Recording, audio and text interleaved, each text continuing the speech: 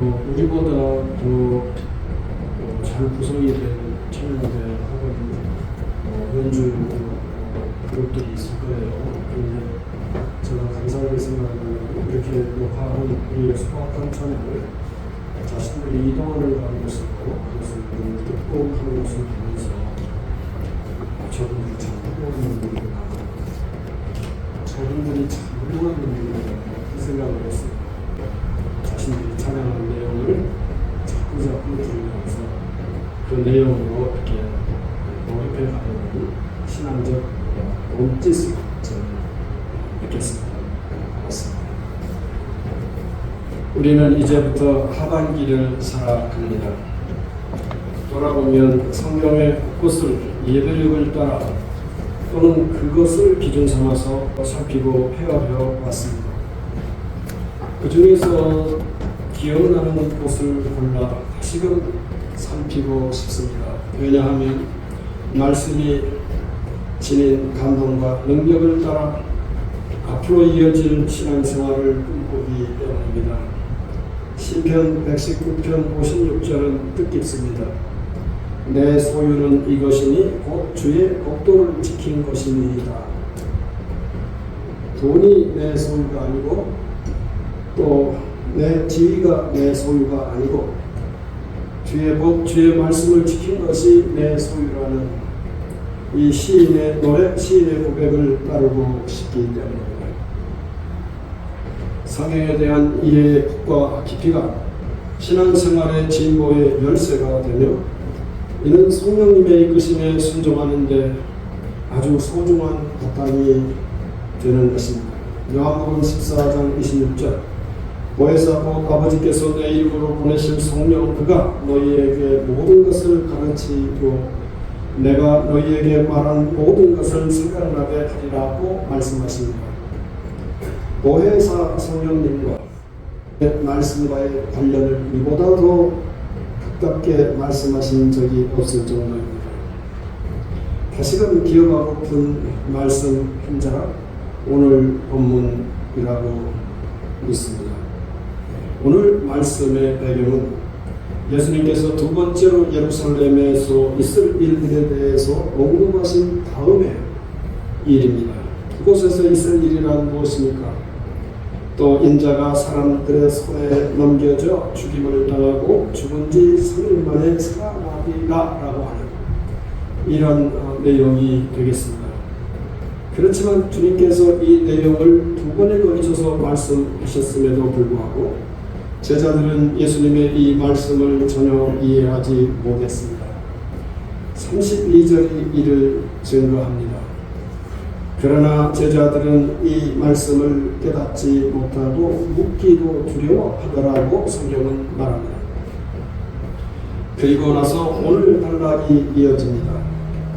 제자들 일행은 어느 집에 들어가기까지 예루살렘에 들어가면 누구 누리게 될 영광이 누구의 것일지를 놓고 논쟁했다는 것입니다. 제자들 가운데 과연 누가 큰 사람일까?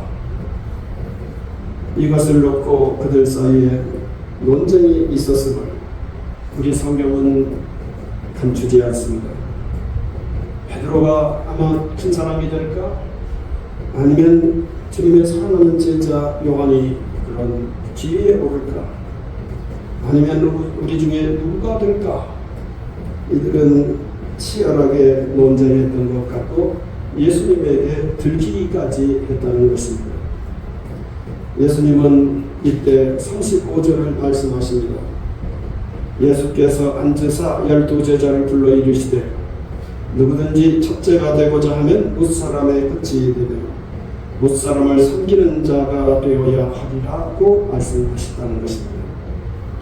제자들이 끝자리에 서고 섬기는 자가 되어야 한다는 말씀입니다. 주님은 이 당부와 함께 그 표준도 제시했습니다. 그리고 그 표준이 예수님은 어린아이라고 말씀하고 계십니다. 본문은 아주 어려운 내용이라고 생각하는 편입니다. 성도 여러분은 어떠신지요? 저는 예수님께서 주신 말씀 중에 저는 이 단락이 가장 받아들이기 어려운 그런 본문으로 생각합니다. 마가복음은 10장에서 다시 어린아이를 언급합니다. 오늘 말씀은 10장에서처럼 왜 아이인지를 분명하게 밝히고 있습니다. 10장 15절은 이렇게 말합니다.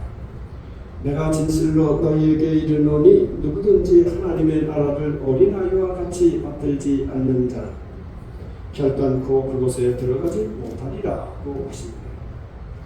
어린아이 같이라고 하심으로써 하나님 나라에 이르기 위하여서는 어린아이 같이 되어야 한다는 그런 기준을 구체적으로 설명하신 것입니다. 그러나 오늘 9장에서는 그런 설명이 아예 나오지 않고 단지 아이가 기준으로 제시되기만 한다는 점입니다. 아니면 마태복음 18장에서처럼 분명히 어린 아이같이 되라고 하시는 것처럼 하실 수도 있지 않았을까 싶습니다. 마태복음 18장 3절 4절입니다. 이르시되 진실로 너희에게 이르노니 너희가 돌이켜 어린아이들과 같이 되지 아니하면 결단코 천국에 들어가지 못하리라. 그러므로 누구든지 이 어린아이와 같이 자기를 낮추는 사람이 천국에서 큰 자니라고 말씀하십니다. 이렇게 다른 곳에서는 어린아이를 내세우시면서 왜 어린아이를 내세우시는지를 어느 정도 밝혀주고 있다는 점입니다. 그런데 오늘 본문에서는 어린아이를 내세우기는 하시지만 그 이유를 정확하게 말씀하시지 않는다는 점에서 저는 예수님의 말씀 중에서 우리가 살피기에 가장 어려운 난점이 있는 단락이라고 생각합니다. 자, 그렇다면 예수님은 도대체 어떤 뜻으로 어린아이를 그 예로 삼으신 걸까요? 바울사도는 예수님을 따라 스스로를 만물의 끝까지 자기 자신을 낮출 수 있었습니다. 고린도전서 4장 9절 내가 생각하건대 하나님이 사도인 우리를 죽이기로 작정된 자같이 끄트머리에 두셨으며 우리는 세계 곧 천사와 사람에게 구경거리가 되었도다. 바울 사도께서 남기신 인간적 표현이라고 할까요? 자기의 속내를 드러내는 표현 중에서 저는 그야말로 최고봉이라고 생각합니다. 13절에 이르러서는 만물의 찌꺼기같이 되었다라고까지 말합니다. 사도께서 이렇게 하실 수 있었던 것은 아마도 예수님을 깊이 이해하였기 때문이라고 믿습니다. 오늘 예수님은 끝자리에 서도록 분부하시고 섬기는 이가 될 것을 강조하시는데 왜 하필 어린아이를 앞세우고 계시는 걸까요? 오늘 성경은 앞에서 본 것처럼 이에 대한 설명이 없습니다. 끝자리에 서서 섬기는 자가 되려면 어떻게 해야 되는지에 대한 설명도 없이 어린아이를 내세우고 계신 것이니 어린아이는 제자들이 안심했던 큰 자가 아님은 분명하고 따라서 작은 존재를 뜻하는 이가 어린아이임에 틀림없습니다. 스스로 큰 존재라고 생각하고 이웃을 능가하는 그런 자라고 스스로를 생각한다면 끝자리에 설 수 없고 섬기는 이가 될 수 없다는 뜻으로 어린아이를 예로 들었다고 한다면 예수님의 의중을 어느 정도는 헤아리는 경우일 것입니다. 그럼 어린아이가 되려고 되라고 해야 되겠는데 오늘 성경은 그런 언급이 없다는 점에서 제가 교회 여러분과 함께 이 본문이 얼른 들으면 쉬운 것 같은데 쉽지 않네? 이렇게 생각해 보는 것입니다. 즉 예수님은 오늘 성경에서 어린아이가 되라고 하시지 않고 마태복음처럼 어린아이가 되라, 어린아이 같이 되라 이렇게 말씀하시지 않고 뭐라고 말씀하십니까? 그렇습니다. 어린아이를 영접하라고 말씀하십니다. 어린아이를 영접하면 예수님을 영접하는 것이고 예수님을 영접하면 보내신 분, 즉 우리 하나님을 영접하게 된다고 말씀하실 분이라는 점입니다. 제가 경험한, 저는 유머라고 생각하는데, 유머라고 생각 동의하시고 좀 들어주셨으면 좋겠습니다. 간호사분들은 3교대로 이렇게 움직인다고 합니다. 아침에 이렇게 순번이 돼서 자신의 일을 한다면 그게 이제 교대가 아니라 새벽주는데요. 그렇게 되면 오후에 접어들면서 퇴근을 하게 되니까 그런 분들은 좋을 것 같습니다. 그러나 만약에 자정 무렵이든가 깊은 밤에, 제가 어느 시점인지를 이렇게 기억을 못하겠습니다만, 밤에 어쨌든 교대하는 분들은 정말 그 한밤중에 자기의 임무를 수행하고 있었습니다. 제가 있었던 방은 머리 뇌에 문제가 있는 분들이기 때문에 그분들은 교대할 때마다 똑같은 말을 하고 있었습니다. 자기를 향해서 손을 들어보라, 또 발을 들어보라, 환자가 코를 찍고 자기의 손가락에 찍어보라, 뭐 이런 내용들이었습니다. 한밤중인데 또 잠들어 있는 환자들을 살짝 깨워서 한 사람 한 사람 짜증내는 법 없이 자기들의 일을 살피는 모습에 감사하다는 생각이 들었습니다. 그래서 제가 물었어요.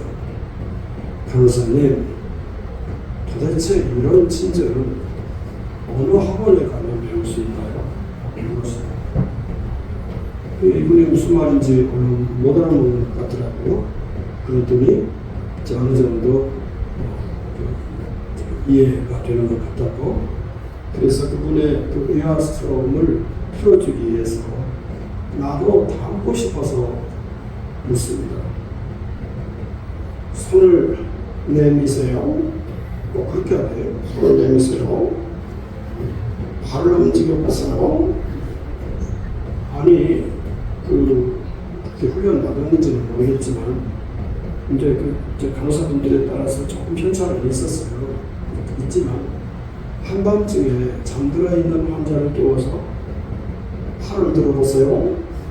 팔을 들어보세요. 이런 것은 쉬운 일이 아니잖아요. 그래서 제가 배우고 싶어서, 그 친절을 좀 배우고 싶어서 학원을 알아본 겁니다.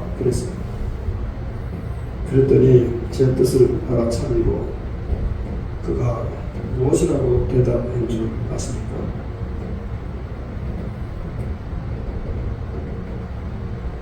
따봉! 지금도 훌륭해요. 미소와 함께 미소를 지으면서 방을 나가는 것이었습니다. 그러니까 그분 입장에서는 제 의도를 알았고, 처음에는 학원 좀 잘못되었는데요 이렇게 나왔어요. 제가 학원 간호사분들 중에서 전문사들은 간호대학을 나오지 않은 분들도 있는 줄 압니다만, 그분은 간호대학을 졸업하셨는지 학원이라고 하니까 학원 정도 나와가지고 내가 이 일을 하나 이렇게 이제 상대방이 오해하는 거 아닌가 싶어서 학원 간호대학 나왔는데요 이렇게 이제 말을 하고 있어요. 의사소통이 다 됐고 따고 지금도 훌륭해요. 내 문제가 없다는 것이에요. 배우지 않아도 되겠습니다. 학원 갈 필요 없겠습니다. 지금도 훌륭합니다. 이렇게 말을 하면서 그런 의미로 소통하고 지나갔습니다. 그리고 하나 빼먹었네요. 그가 제게 이렇게 엄지척 했어요. 자신들의 그 수고를 알아준다는 것, 그리고 그거를 제 나름의 유머로 풀어서 이렇게 접근했다는 것, 그런 뜻으로 훌륭해요. 그러고 나갔습니다. 잠시 잠깐이었지만 저에게 있는 고통을 잊어버릴 수 있는 순간이었습니다. 성도 여러분, 어떻게 하면 우리가 끝자리에 설 수 있을까요? 우리는 끝자리에 아주 태어날 때부터 끝자리에 서는 것을 좋아하지 않는 사람들이에요. 어떻게 우리는 섬기는 자가 될 수 있을까요? 우리는 태어날 때부터 섬김을 받기 원하지 누군가를 섬기는 것은 그리 익숙한 편이 아닙니다. 이럴 때 제 표현대로 우리나라에서나 있을 수 있는 표현이긴 합니다만, 예수님 어느 학원에 가면 그걸 배울 수 있을까요? 어떤 라비한테 가면 이것을 배울 수 있을까요? 어떻게 하면 끝자리에 서는 것을 자연스럽게 감당할 수 있을까요? 어떻게 하면 섬기는 존재로 익숙하게 살아갈 수 있을까요? 이런 질문이 바닥에 깔려 있는 것입니다. 이럴 때 예수님은 어린 자에게 시선을 두고 저 연약한 이들을 이해하는 눈으로 바라보고 저들과 연결이 되면 당신은 출발선에 선세다. 이런 사람은 예수님을 이해하는 것이며 예수님을 이해하고 예수님을 영접하게 되면 하나님을 모시는 그런 길이 열리게 된다. 이런 뜻으로 하신 말씀일 것입니다. 이런 뜻에서 오늘 말씀은 예수님의 말씀 가운데 높고도 높은 말씀의 최고봉이라고 생각합니다. 할렐루야. 오늘 예수님은 마태복음처럼 어린아이같이 되라고 하시는 게 아니라 어린아이에게 연결되는 영접을 말씀하시기 때문입니다. 물론 어린아이와 자신을 연결하는 일은 당대에 쉽지 않았고 이 일을 예수님과 연결짓는 것도 쉽지 않았으며 급기야 하나님을 모시는 일까지 나아가는 일을 더더욱 상상할 수 없었을 것입니다. 어린아이, 예수님, 하나님, 이 하나님 아버지, 이게 따로따로 노는 것이 아니라 생명의 고리로 이어진다는 일. 그 당대 어느 누구가 감히 상상이나 할 수 있었겠는가 하는 말입니다. 예수님은 다시 한번 말씀드립니다. 어린아이같이 되라고 하시지 않았습니다. 어린아이에게 연결이 되고 어린아이에게 연결이 되면 자신과 연결이 되고 예수님과 연결이 되면 하나님 아버지와 연결이 된다. 이렇게 고리로 연결되는 이 생명의 신비를 우리들에게 일깨우고 계시다는 것입니다. 성도님들, 모세는 온유했습니다.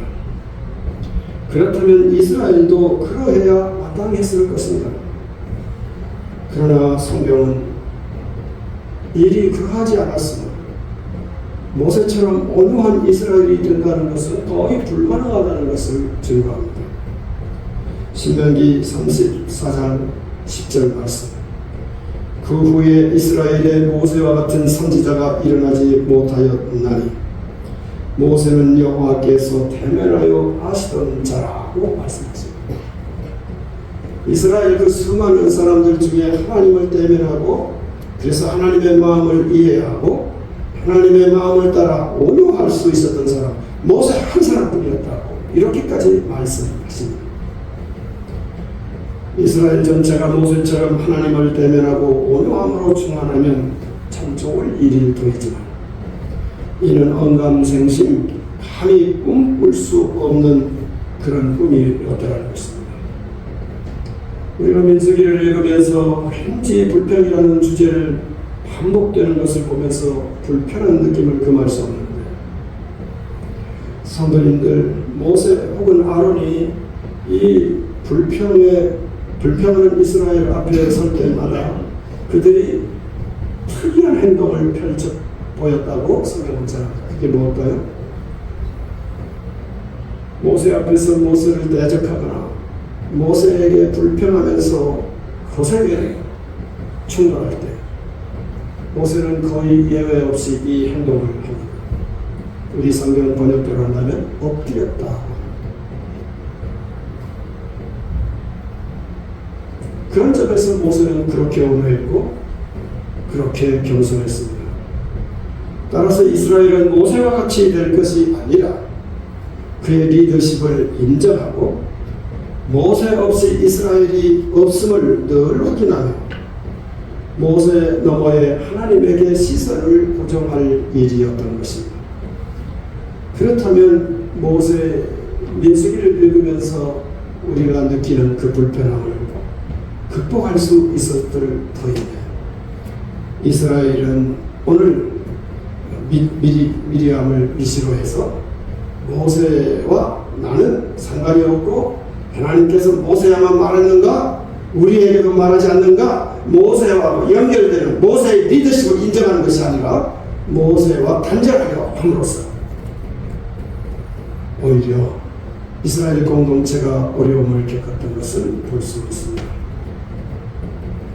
저는 이제 돌아보고 이제 성경도 알아야 하지만 목회자들은 예화를 이렇게 말할 때가 많아서 예화가 기억나는 게 있습니까? 이렇게 묻는다면 우리는 이제 국내 한국교회에서 선교하는 정말 최고봉이라 일컬을 수 있는 예화 하나가 생각나고요.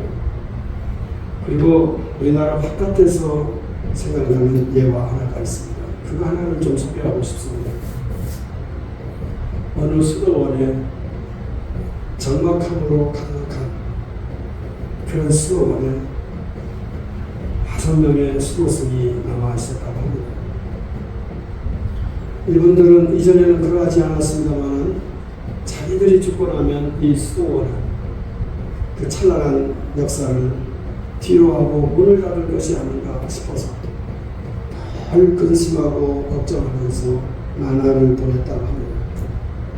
근데 어느 날 문득 보니까 자기들 저 너머에 유대인 랍비 한 사람이 자기 오두막을 만들고 그곳에 와서 묵상하고 그리고 내려가곤 하더라는 것입니다. 그리고 이제 무엇에 통한다듯이 이분들의 눈에 저 종파는 다르지만 저 랍비가 보통 내기가 아니구나 알아차려서 수도원장이 대표로 해서 수도원이 이 쇠락해가는 이 처지에서 벗어날 수 있는 길이 있을까 그에게 한번 물어보기로 작정하고 찾아갔습니다. 그런데 실망스러운 답이 나왔습니다. 랍비의 말입니다. 원장님네 동네도 그러하니까 우리 유대교 동네에도 마찬가지입니다. 이전에는 하나님의 말씀을 배우고 익히려고, 근데 실제 그래요. 이스라엘 사람들은 사회생활을 하기 전에 우리 같은 게 이제 군대 생활을 남성들 같으면 하잖아요. 근데 남성 유대인이 1년 동안 랍비 밑에 가서 성경을 배우고 탈무드를 배우는 그런 정성이 있대요. 아마 이것을 주장한 것 같은데, 예전에는 이 전통을 따라서 이 랍비 문화에 들어오려고 하는 사람들이 조금 과장하면 인상이 내었지만 지금은 찾아오는 젊은이가 없습니다. 이렇게 말하니 이 수도원장이 정말 난처해지지 않았겠습니까? 그래서 두 양반이요 서로 끌어안고 눈물을 흘리면서 탄식하면서, 그리고 여기 가톨릭 전통에 있는 수도원장도 성경을 읽는 거고 랍비는 말할 나위 없이 구약 성경을 읽으니까 특별히 모세 오경을 읽으면서 그 눈물을 훔치고 하였답니다. 이 이야기를 나머지 수도사들에게 전했고, 그러나 응답을 받지 못했지만은 꾸준히 그를 찾아가 만나고 성경을 읽고 묵상하고 돌아왔는데, 이제 한 번 더 물어봐야지 이런 생각이 들어서 마지막으로 이제 랍비님 그래도 무슨 방책이 없겠습니까? 라고 물었을 때 이번에는 이분이 이상스러운 답을 하더라는 것입니다.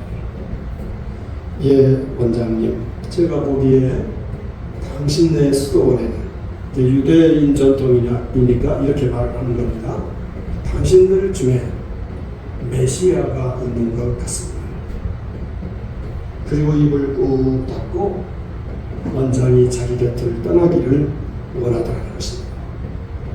이 수수께끼 같은 말, 여러분 중에 메시아가 있다, 하나님께서 쓰시는 놀라운 종이 있다, 그런 얘기예요. 우리식으로 표현하면. 그 돌아와서 이 수수께끼 같은 말을 5명의 수도, 4명의 수도사들에게 전했고, 전하면서 이 수도원장, 아니 내가 그 메시아가 아닐까? 그렇지만 내가 메시아라면 그 랍비가 딱 지목을 하면서 당신이 메시아입니다, 이렇게 말했을 텐데 나한테 지목을 하지 않은 걸 보면 저 나머지 4명 중에 있겠구나. 누굴까? 그 이야기를 듣는 4명의 수도사들은 메시아는 저 수도원장이겠지.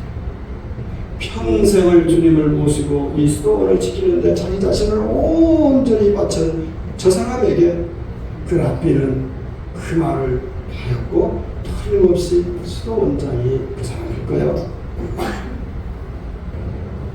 그러면서 피차 그런 마음을 먹기 시작합니다.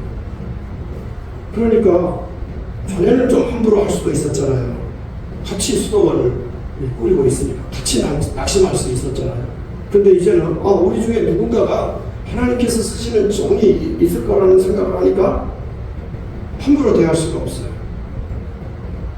그래서 조금 더 참고 조금 더 상대방을 이해하고 살피면서 그러는 사이에 점점 이 5명의 수도사들이 변하기 시작하는 거예요. 분위기가. 이런 소문이 차츰 나면서 경치도 좋고 분위기도 좋고 쉴 수도 있으니까 소풍 가야지, 저기 가면 소풍 가도 저 수도사들이 뭐라고 하지 않는다는데, 그러면서 1명, 2명 수도원에 놀러 오기 시작했고, 그리고 온 김에 수도사들에게 질문하는 일이 있게 되고, 수도사들은 정성을 다해서 대답을 하게 되고, 그러니까 소위 성도의, 아직 성도는 아니겠지만 그런 교제가 성립이 되고, 그러면서 소문을 낳게 돼요.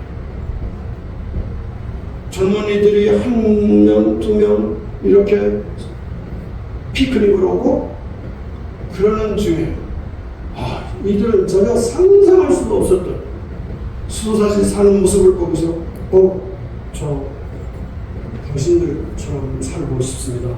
어느 한 사람이 자기 일생을 바치겠다는 서원자가 나오게 되고 놀라운 마음으로 그들을 환영하고 축제를 벌였는데 한 사람으로 그치지 않고 또 한 사람이 나오고, 그러면서 얘기 끝. 뭐예요? 잘 먹고 잘 살았다는 말이 아니라 그 수도원이 원래의 모습으로 아름답게 회복되었답니다, 이 얘기. 자기의 책 맨 앞에다 랍비의 선물이라는 제목으로 소개하고 평화 공동체를 만들기를 원하는 스카팍이라고 하는, 요즘은 좀 잊혀졌지만 최고의 정신분석학자, 심리학자이기도 하면서 영성가인 이분의 책에 나오는 것이었습니다. 이 공동체가 회복되었던 비결은 다른 데서 온 것이 아니라 내가 저 상대방과 연결이 되었다라고 하는 것을 생각하고 나를 상대방과 분리시키는 것이 아니라 연결되고 이어지는 가운데 그 공동체가 회복되었다는 말씀입니다. 오늘 예수님은 끝자리에 서고 섬기는 자가 되어야 하는 비결은 다른 데 있지 않고 오히려 어린 생명을, 그 하잘것없는 생명에게 자기 자신을 문을 열고 자기 자신을 어린 생명에게 문호를 개방하면 예수님을 맞이하는 셈이 되고, 예수님을 맞이하면 오늘 우리들은 당연하지만 예수님 때는 이게 당연하지 않았어요. 하나님을 영접하는 것과 연결이 된다라고 하는, 바로 그런 사람이 진실로 큰 자가 되는 것임을 말씀하십니다. 이걸 이해하고 수락할 때 우리는 끝에도 설 수 있으며 섬기는 자가 되어 진실로 큰 자가 될 수 있음을 믿으시기 바랍니다. 오늘의 말씀은 은근히 깊고도 깊은 예수님께서 우리에게 주신 말씀 중에 저는 최고봉이라고 믿고 정말 높고도 높은 그런 말씀이라고 믿습니다. 이 내용을 간직하면서 우리가 이 땅에서 누리는 식탁 중에 최고봉의 식탁이 성찬에 참여하실 수 있기를 바랍니다. 오늘 저희가 이르는 이 식탁은 우리 주님께서 마련하신 식탁입니다. 내가 너희에게 전한 것은 주께 받은 것이니 곧 주 예수께서 잡히시던 밤에 떡을 가지사 축사하시고 떼어 이르시되 이것은 너희를 위하는 내 몸이니 이것을 행하여 나를 기념하라 하시고 식후에 또한 그와 같이 잔을 가지시고 이르시되 이 잔은 내 피로 세운 새 언약이니 이것을 행하여 마실 때마다 나를 기념하라 하셨으니 너희가 이 떡을 먹으며 이 잔을 마실 때마다 주의 죽으심을 그가 오실 때까지 전하는 것이니라. 고린도전서 11장 23절 이하의 말씀입니다. 이 말씀을 따라 주의 식탁에 참여합니다. 거룩하신 하나님, 이제 주님의 말씀을 기억하며 그 은근하면서도 그 높고도 높은 말씀을 기억하면서 주님의 언약을 따라 이 식탁에 참여하나이다. 성령 하나님이시여 임재하시고 이 식탁에 복을 주시고 식탁에 참여하는 온 성도를 복되게 하옵소서. 우리 주 예수 그리스도의 이름으로 기도하옵나이다. 아멘.